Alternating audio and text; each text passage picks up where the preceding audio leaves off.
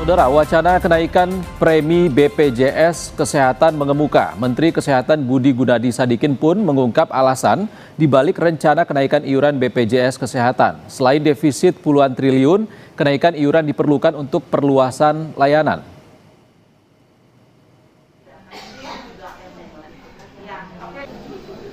Wacana kenaikan iuran BPJS Kesehatan kembali mengemuka.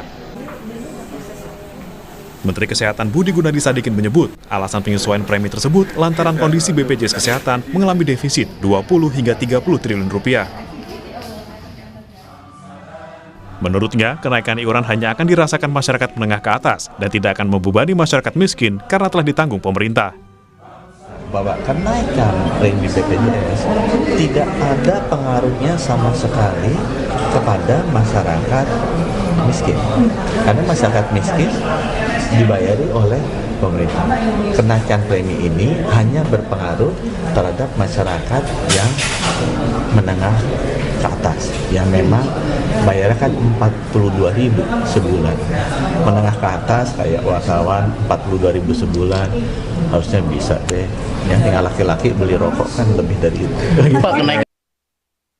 Data dari Kemenkes menunjukkan beban BPJS Kesehatan terus meningkat setiap tahun. Pada tahun 2023, pendapatan dari iuran sebesar 151,7 triliun rupiah, padahal beban yang harus ditanggung 158,9 triliun rupiah. Tahun 2024, pendapatan 165,3 triliun, sedangkan beban 175,1 triliun. Terakhir pada 2025, pendapatan iuran 176,3 triliun, sementara beban 190,3 triliun.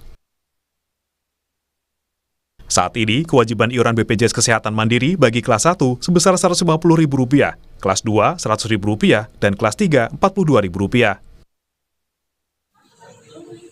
Menteri Kesehatan juga menyebut, iuran BPJS Kesehatan sebaiknya memang harus naik setiap 5 tahun sekali.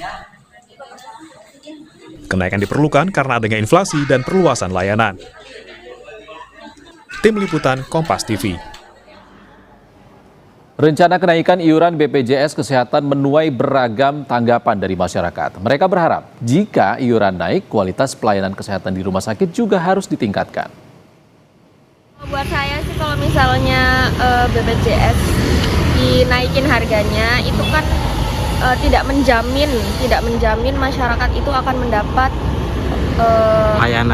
pelayanan yang lebih baik. Jadi ya saya kurang setuju sih kalau buat itu. Setuju ya, alasannya itu ya Pak ya. Kalau selama ini mendengar keluhan dari teman-teman nakes itu memang banyak tunggakan terkait dengan BPJS, sehingga mungkin memang perlu optimalisasi pembayaran BPJS memang perlu. Tapi kalau memang tarifnya dinaikkan, maka perlu juga peningkatan kualitas layanan, sehingga ada keseimbangan di situ. Ketika tarifnya naik, maka kualitas layanannya juga diperbaiki. Saya yang juga sebagai anggota atau peserta BPJS merasa keberatan. Saya pun juga bertahun-tahun ya kan, setiap bulan selalu aktif membayar BPJS sebagai tanggung jawab warga. Itu kalau betul-betul pemerintah menaikkan BPJS ya mohon dipikir ulang. Rencana kenaikan iuran BPJS Kesehatan, solusi tambal defisit atau justru akan membebani masyarakat? Kita bahas bersama Timbul Siregar, Koordinator Advokasi BPJS Watch. Selamat siang Pak Timbul. Selamat siang Mas, selamat siang. Pak Timbul, data BPJS Kesehatan PBI atau yang subsidi itu juga masih karut-marut. Sekarang iuran untuk peserta BPJS Kesehatan Mandiri malah akan dinaikkan. Kebijakan tepatkah ini? Ya, jadi memang kenaikan iuran itu menjadi sebuah keniscayaan. Di Undang-Undang SJSN disebut iuran itu ditinjau berkala. Di Perpres 82 2018 disebutkan paling lama 2 tahun. Jadi kalau Menkes mengatakan 5 tahun itu juga sebenarnya sudah melanggar ketentuan Perpres 82 2018. Nah, tentunya memang kalau kita lihat cash flow-nya program JKN itu memang mengalami penurunan aset bersih yang memang mengancam terjadinya defisit secara keseluruhan. Karena sejak 2023, 2024, dan 2025 kemarin rasio klaimnya itu di atas 100%. Di 2023 dan 2024 itu sekitar 106%, maka defisit ya. Nah, tapi bisa ditutup oleh aset bersih yang memang masih dipegang oleh JKN, BPJS Kesehatan. 2025 meningkat lagi rasio klaimnya. Nah, ini yang akhirnya di 2026 ini aset bersih itu sudah semakin berkurang dan potensi terjadinya defisit di 2026 ini semakin terbuka karena memang sejak 2023 itu Permenkes 3 2023 itu menaikkan tarif inasi bijis dan kapitasi. Jadi biaya manfaatnya naik. Nah, kemudian juga pasien-pasien katastrofik itu meningkat dan juga kualitas kuantitasnya sehingga pembiayaannya semakin membengkak, semakin membesar. Nah, tetapi tidak diikuti oleh kenaikan iuran.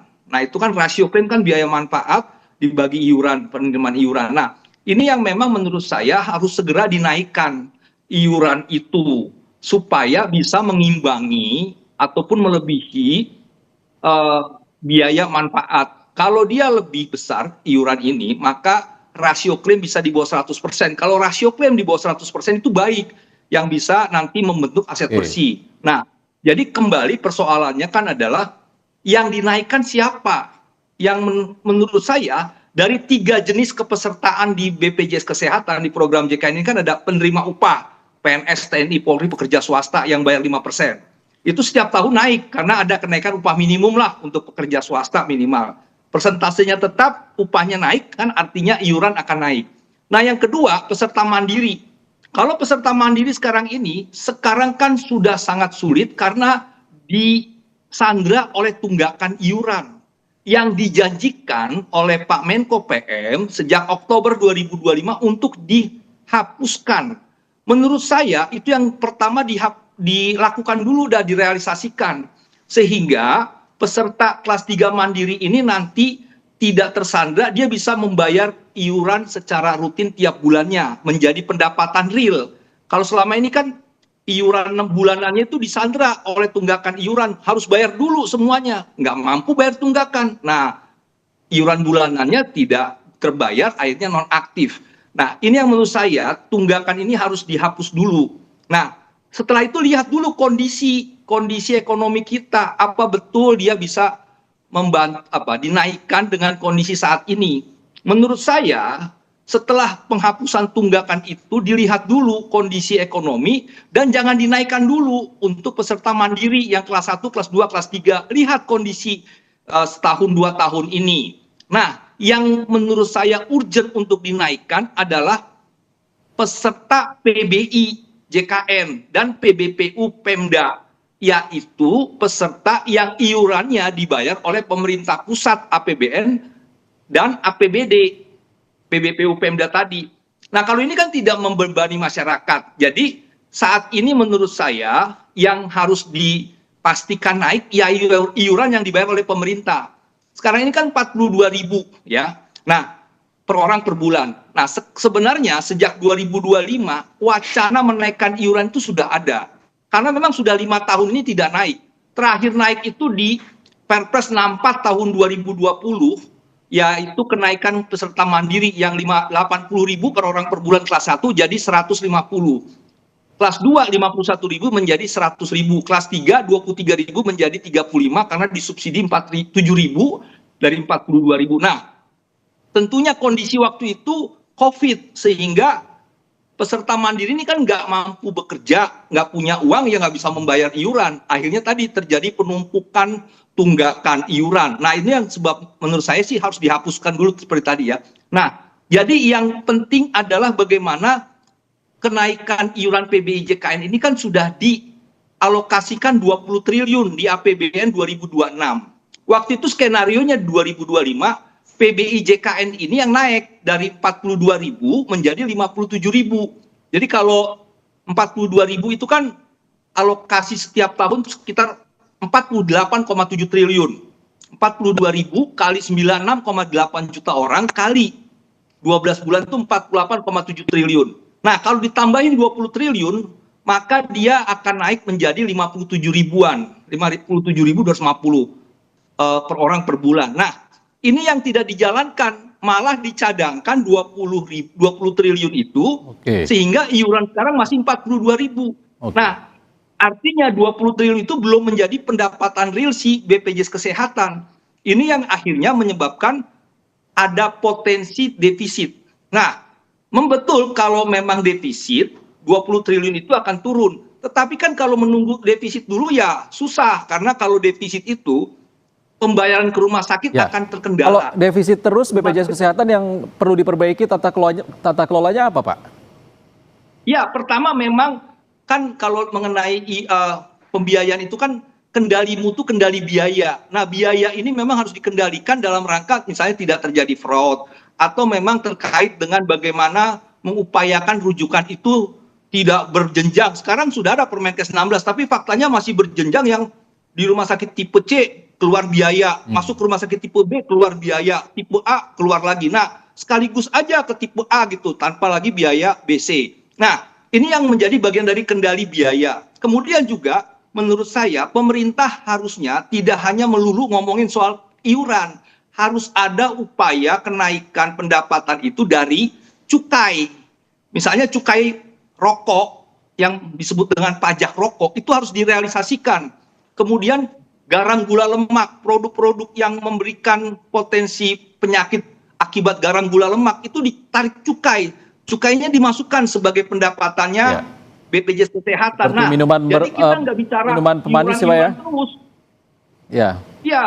Baik. Nah, itu yang menurut saya bisa sistemik, tidak lagi nanti diskusinya kenaikan iuran yang masyarakatnya juga belum tentu mampu untuk membayar gitu. Jadi kalau menurut saya disegerakan saja kenaikan iuran, tapi untuk PBI-nya, JKN dan PBPU daerah yang dibayar oleh pemerintah pusat atau daerah. Yang tidak ditanggung oleh masyarakat tadi ya, Pak Ed? Kalau yang masyarakat mandiri jangan dulu. Oke, kami sudah tangkap poinnya, Pak Timbul Siregar. Terima kasih atas pandangannya, Pak Timbul Siregar, Koordinator Advokasi BPJS Watch, sudah berbagi pandangan bersama kami di Sapa Indonesia Siang. Terima kasih, Pak.